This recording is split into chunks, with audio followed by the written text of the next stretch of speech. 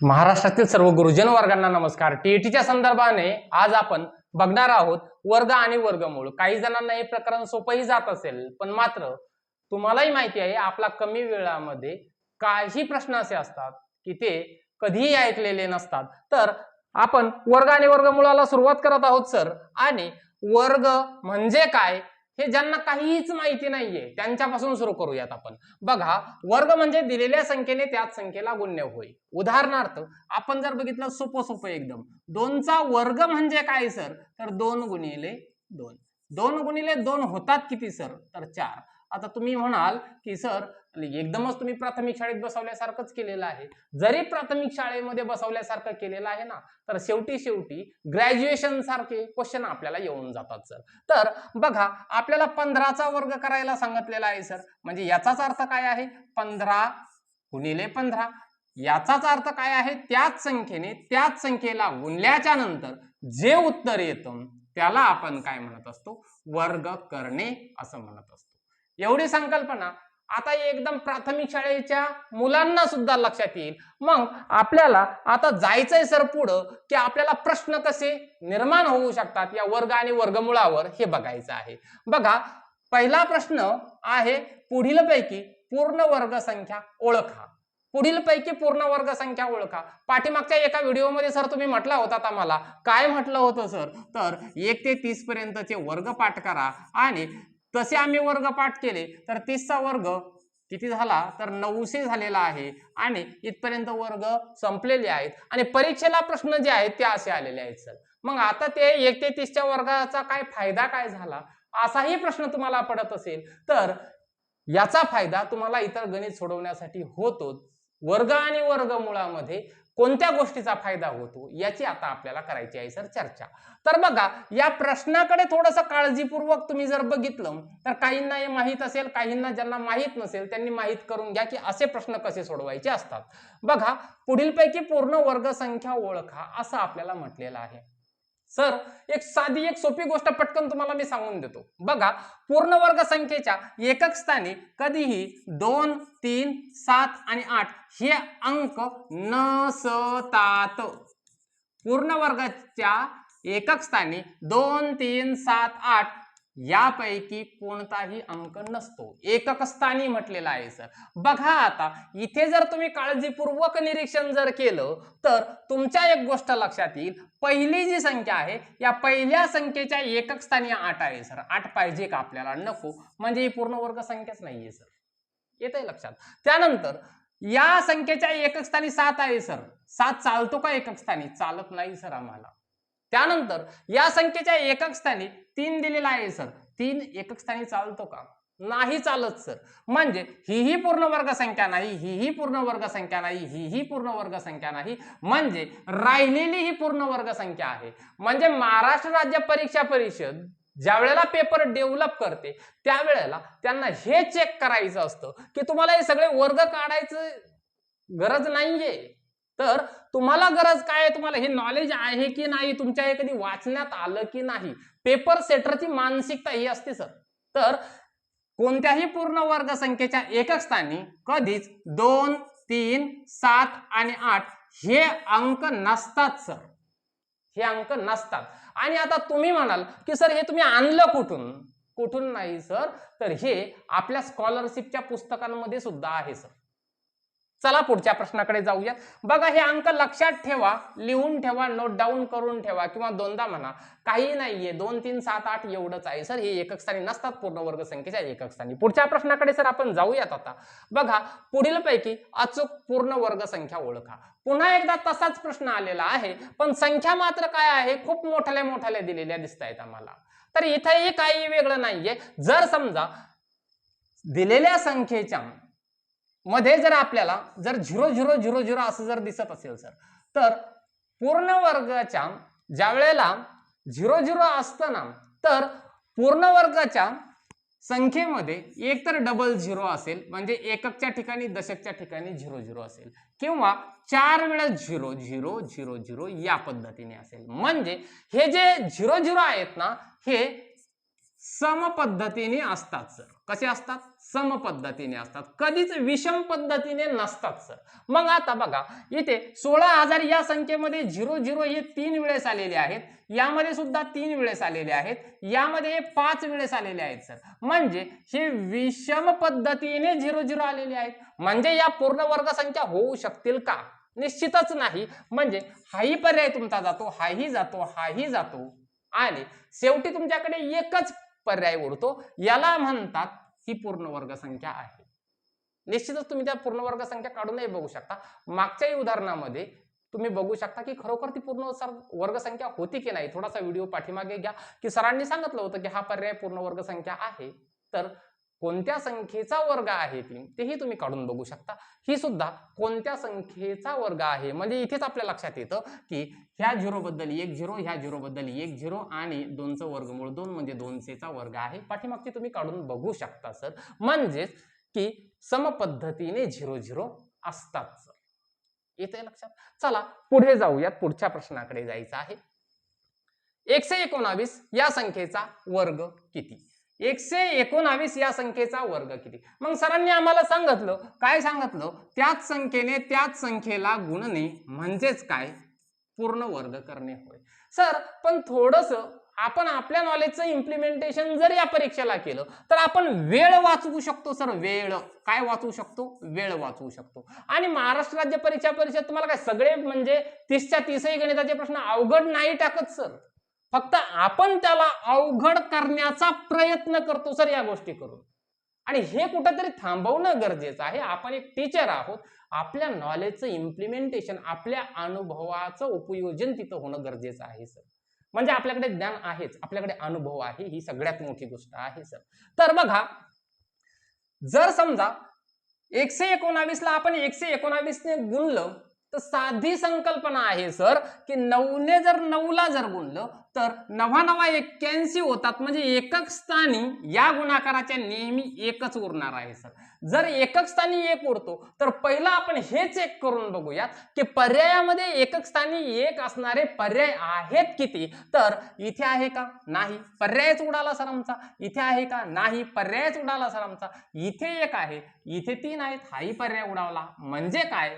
पर्याय क्रमांक 3 हे याचं अचूक उत्तर आहे. म्हणजे तुम्ही हा पर्याय इलिमिनेट केला, हा पर्याय इलिमिनेट केला, हा पर्यायही इलिमिनेट केलेला आहे. राहिला पर्याय तुमच्याकडे हाच सर, पर्याय क्रमांक 3.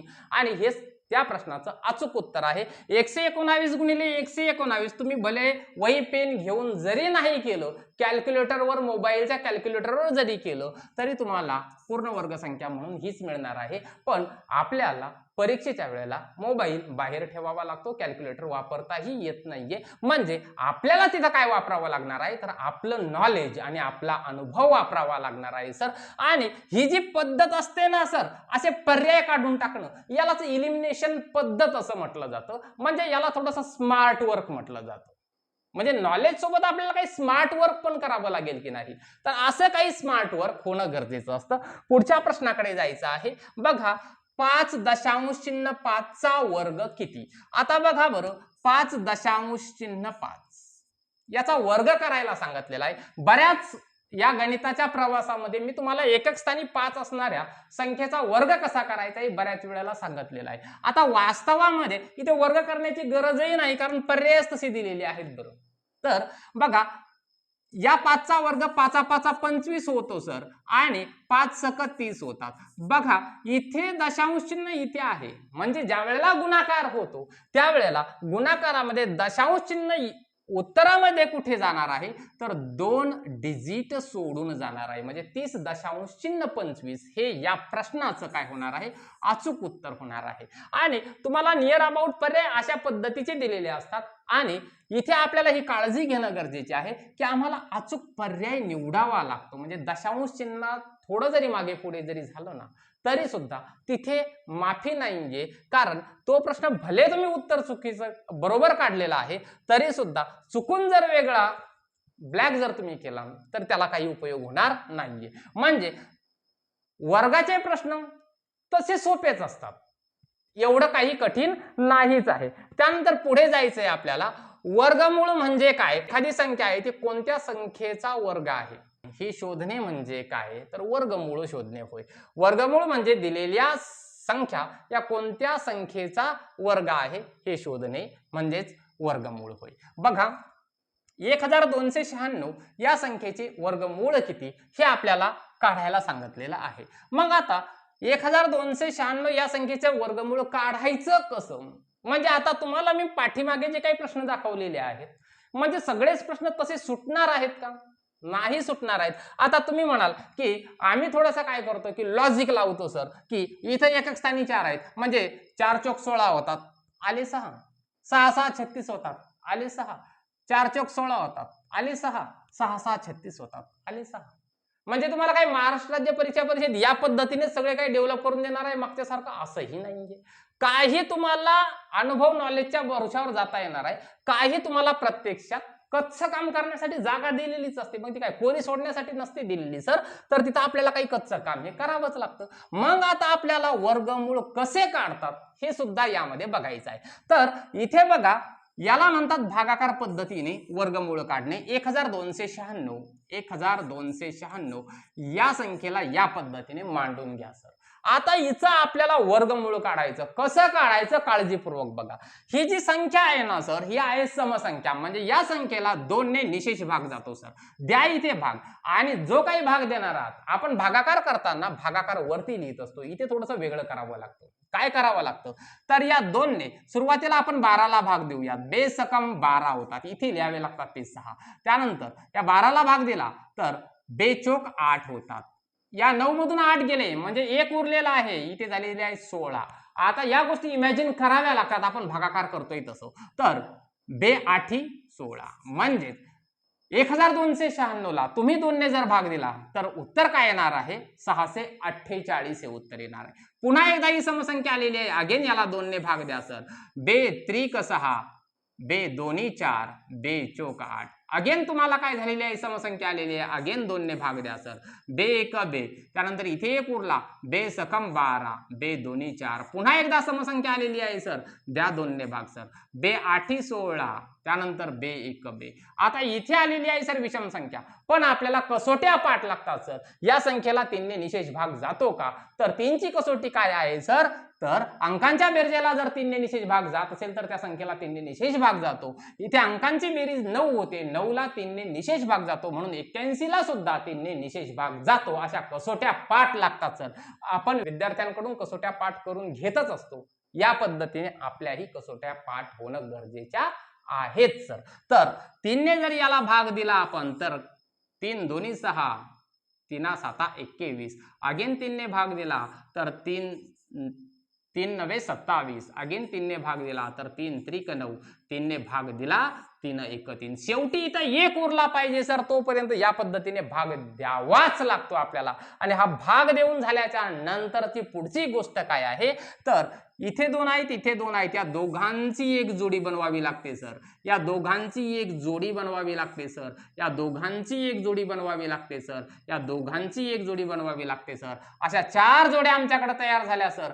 पहिल्या जोडीपैकी एक अंक घ्या, इथे आहे 2 गुणिले करा, यातला एक अंक घेतला, यातला एक अंक घ्या गुणिले 2, यातला एक अंक घ्या सर गुणिले 3 आणि शेवटच्या यातला एक अंक घ्या सर गुणिले 3 आणि यांचा करा गुणाकार. आता तुम्ही म्हणाल की यापैकी तुम्ही एक एकच अंक का घेतलेला आहे, कारण आपल्याला वर्गमूळ करायचं आहे. वर्गमूळ करायचं म्हणजे काय, वर्ग कधी तयार होत असतो, त्याच संख्येने त्याच संख्येला गुणलं की वर्ग तयार होतो. तर बघा याचा गुणाकार येणार आहे 4 आणि याचा गुणाकार किती येणार आहे 9. या दोघांचा गुणाकार येणार आहे सर 9 चौक 36. म्हणजे तुम्ही 2 गुणिले 2 गुणिले 3 गुणिले 3 जर केलं तर शेवटी तुमचं उत्तर येणार आहे 36. म्हणजेच पर्याय क्रमांक 4 हे तुमचं काय आहे, अचूक उत्तर आहे. ही जी पद्धत आहे सर, याला म्हणतात भागाकार पद्धतीने वर्गमूळ काढणे. ते लक्षात आलं नसेल, पुढच्या प्रश्नामध्ये अजून एकदा सरावासाठी आपण पुढचाही एक प्रश्न घेतलेला आहे, काळजीपूर्वक बघा. पुन्हा एकदा 1936 या संख्येचं तुम्हाला काय करायचं आहे, वर्गमूळ काढायचं आहे. पर्यायाकडे काही बघू नका, कारण पर्यायाचं उत्तर काय आहे तेच आलेलं असणार आहे. 1936 सोडवायचंय सर याला आपल्याला, ही समसंख्या आहे, 2 ने भाग द्या. जर समजा आपण पहिल्यांदा 19 ला 2 ने भाग दिला तर बेनम 18 होतात सर, इथे 1 उरतो, बेसकम 12 होतात, इथे 1 उरतो, बेआठी 16 होतात सर. म्हणजे ही समसंख्या आहे, समसंख्येला 2 ने निशेष भाग जातो, कसोट्या पाठ लागतात सर. त्यानंतर बेचोक 8, त्यानंतर बेआठी 16, बेचोक 8, अगेन 2 ने भाग जातो सर याला, बे दोन्ही 4, बेचोक 8, बे दोन्ही 4, अगेन 2 ने भाग जातो सर याला, तर बे एक बे, बे दोन्ही 4, बे एक बे. आता बघा इथे तुमच्या लक्षात आलं असेल की 121 ही संख्या आलेली आहे, ही पूर्ण वर्ग संख्या आहे सर. म्हणजे 11चा वर्ग आहे 121. 11ने 121 ला भाग दिला, उत्तर आला 11. या 11ला 11ने भाग दिला, उत्तर आलं 1. शेवटी 1 उरलेला आहे सर. हा 1 उरला ना की आपल्याला बनवाव्या लागतात सर इथे जोड्या, 2 2च्या जोड्या. किती जोड्या बनल्या आपल्या? ही 1, ही 2 आणि ही 3. लिहा सर त्या जोड्यांचा गुणाकार. इथे 2 2 11, म्हणजे गुणाकार करायचा आहे 2 गुणिले 2 गुणिले 11 यांचा. म्हणजे बे दोन्ही 4 गुणिले 11 होतात सर किती? तर 44. आणि हे आहे सर तुमचं अचूक उत्तर, पर्याय क्रमांक 2. व्हिडिओ जर आवडत असेल तर लाईक मात्र करा सर, कारण या ज्या काही गोष्टी आहेत या गोष्टी नक्कीच तुम्हाला सोप्या पद्धतीने सांगितलेल्या असतात. आणि जर ज्यांना हे माहिती होतं त्यांना वाटतं की अजूनही नाही लाईक करायचं, तर आता तुम्ही पुढे पुढे लाईक करणार आहात. इथे जरी नाही केलं ना तर शेवटच्या प्रश्नाला नक्कीच करणार आहात. बघा आता इथे काय दिलेलं आहे सर, इथे एक वर्गमुळात, हे वर्गमुळाचं चिन्ह आहे सर, वर्गमुळात 21 अधिक वर्गमुळात 10 अधिक वर्गमुळात 36. हे काही नाही सर, एकदम सिंपल असतं. सुरुवातीला काय करावं लागतं, जसं आपण बॉड बॉस पाहिलं होतं, कंस पाहिले होते, सगळ्यात आतला कंस जसा अगोदर सोडवावा लागतो तसं सगळ्यात आतलं वर्गमूळ हे आहे सर, ते पहिल्यांदा सोडवावं लागतं. याचाच अर्थ असा असतो सर की वर्गमुळात 21 अधिक वर्गमुळामध्ये 10 अधिक, आता ही 36 जी आहे ना, ही कोणत्या संख्येचा वर्ग आहे? म्हणजे 36चं वर्गमूळ किती आहे? तर 36चं वर्गमूळ 6 6 36 होतात. म्हणजे 36चं वर्गमूळ आहे सर 6. म्हणजे वर्गमूळ आपण जर काढलं तर हे वर्गमुळाचं चिन्हच निघून जातं. हे पहिलं वर्गमुळाचं चिन्ह निघून गेलं आणि इथे राहिलं 10 अधिक 6. अगेन पुढे सोडवावं लागणार आहे आपल्याला. 21 अधिक, या दोघांची करा सर बेरीज, किती होते? वर्गमुळामध्ये 16. आणि वर्गमुळामध्ये 16 म्हणजे 16 हा कोणत्या संख्येचा वर्ग आहे? तर 4चा वर्ग आहे सर. म्हणजेच तुम्ही काय लिहिणार आहात पुढे? वर्गमुळामध्ये 21 आणि हे वर्गमुळाचं चिन्ह काढून टाकलं म्हणजे काय राहिलं? तर अधिक 4 राहिलं सर. या दोघांची बेरीज किती होते सर? तर वर्गमुळामध्ये 21 अधिक 4 म्हणजेच 25. आणि 25 हा कुणाचा वर्ग आहे सर? तर 5चा वर्ग आहे सर. म्हणजेच आपलं उत्तर काय आलं हे सगळं सोडून? 5. म्हणून पर्याय क्रमांक 2 5 हे या प्रश्नाचं काय आहे? अचूक उत्तर आहे सर. अगेन पुढच्या प्रश्नाकडे आपल्याला जायचं आहे. पुन्हा एकदा तसाच प्रश्न आपण घेतलेला आहे. बघा, वर्गमुळामध्ये 16 अधिक वर्गमुळामध्ये 64 अधिक वर्गमुळामध्ये किती आहेत? 289 आहेत. तर आता आपल्याला हे सोडवायचंय सर, म्हणजे सगळ्यात अगोदर हे वर्गमूळ आपण सोडवणार आहोत. 16 अधिक 64 अधिक, आता महत्वाचं हे आहे की 289 हा वर्ग नेमका आहे कोणत्या संख्येचा? तुम्ही 30 पर्यंत वर्ग पाठ केले असतील तर अशा ठिकाणी हे कामाला येणार आहे सर. आणि हा वर्ग आहे सर 17चा. कितीचा? 17चा. म्हणून हे वर्गमूळ जर सोडवलं तर किती येणार आहे? संख्या 17. आता या दोघांची करायची सर बेरीज, म्हणून वर्गमुळामध्ये 16 अधिक 7 आणि 4 11 होतात. हे वर्गमुळात टाकावं लागेल. 7 आणि 4 11, हातचाला 1 2 आणि 6 होतात 8, 81 झालेले आहेत सर. अगेन पुढची स्टेप काय होणार आहे? तर वर्गमुळामध्ये 16 अधिक, या वर्गमुळाला सोडवा सर, 9चा वर्ग 81 आहे की नाही? आणि 16 अधिक 9 किती होतात सर? तर 25 होतात सर. हे वर्गमूळ तुम्ही सोडवलं तर अगेन उत्तर काय आलेलं आहे? 5च आलेलं आहे. काय आलेलं आहे? 5 हेच उत्तर आलेलं आहे. म्हणजे असा विचार कधीच करू नका बरं, वर्गमुळात असं असलं म्हणजे 5च उत्तर येतं. हे योगायोगाने 5 आलेलं आहे. याची उत्तरं वेगवेगळी येतात सर हा. तर हे सोडवावं लागतं, सोडवल्याशिवाय उत्तर येत नाही. आता बघा, जर प्रश्न असा आला, आता आपल्याला 30चं वर्गमूळ माहिती आहे का सर? माहितीच नाहीये. म्हणजे बघा, ज्या वेळेला वर्गमुळामध्ये 30 लिहिलेले आहेत अधिक, वर्गमुळामध्ये 30 लिहिलेला आहे अधिक, अगेन वर्गमुळामध्ये 30 लिहिलेला आहे आणि एवढ्यावर ते थांबलेलं नाहीये सर. इथे अधिक म्हटलेलं आहे आणि ही साखळी कंटिन्यू सुरू आहे. याचं उत्तर काय येईल? आता प्रश्न पडला असेल की नाही, वर्ग आणि वर्गमूळ सोपं आहे सर, ते एकदम सोपं आहे. पण परीक्षेत गणित काय आलं? हे आलं सर गणित हे. आता काय करायचं? म्हणून आपला व्हिडिओ पाहणाऱ्याला नक्कीच एखादा तरी पॉइंट हा ऍडिशनल मिळतो म्हणजे मिळतो. अशा वेळेला काही नाही करायचं सर, या गोष्टी जास्त सोप्या असतात, उलट जास्त सोप्या असतात. कशा सोप्या असतात? आता हे 30 आहेत ना सर, या 30ची पुढची वर्गसंख्या सांगा बरं मला, कोणती आहे? 30च्या लगेच पुढची वर्गसंख्या विचारलेली आहे. 30च्या पुढची वर्गसंख्या आहे सर 36. कोणती आहे? 36. 30च्या पाठीमागची वर्गसंख्या आहे सर 25. कोणती आहे? 5चा वर्ग 25 होतो, 6चा वर्ग 36 होतो. आपल्याला पाहिजे कोणती? पुढची वर्गसंख्या, म्हणजे ही संख्या पाहिजे सर. या संख्येचं वर्गमूळ किती आहे सर? तर 6 आहे सर, 6. म्हणून याचं उत्तर काय आहे सर? 6 आहे. म्हणजे तुम्ही याला अगेन 30 जरी लिहित गेलात ना, तरी त्याचं उत्तर काय येणार आहे? 6 येणार आहे. आता तुम्ही म्हणाल हे कसं काय? एक काम करा, हा व्हिडिओ संपला ना सर, तुमच्याकडे मोबाईल आहे, मोबाईलचा कॅल्क्युलेटर काढायचं, त्यात वर्गमूळ काढता येतं सर. आणि वर्गमूळ अधिक 30 करून बघा, तुम्हाला तुमचं उत्तर भेटून जाणार आहे. येतंय लक्षात? चला पुढचा प्रश्न आहे. आता इथे त्याच्या उलट केलेला आहे सर, त्याच्या उलट केलेला आहे. काय केलेलं आहे सर इथे? तर वर्गमुळामध्ये 20 वजा वर्गमुळामध्ये 20 वजा वर्गमुळामध्ये 20 वजा हे सुरू राहणार आहे सर. याचं उत्तर काय येईल? आता तिथे काय सांगितलं होतं मी, इथे शब्दातच तुम्ही पकडायला पाहिजे, उलट म्हटलेलं आहे. म्हणजे तिथे आपण पुढची वर्गसंख्या पाहिली होती. इथे 20च्या अगोदरची वर्गसंख्या कोणती आहे? तर 20च्या अगोदरची नियरेस्ट वर्गसंख्या आहे सर 16.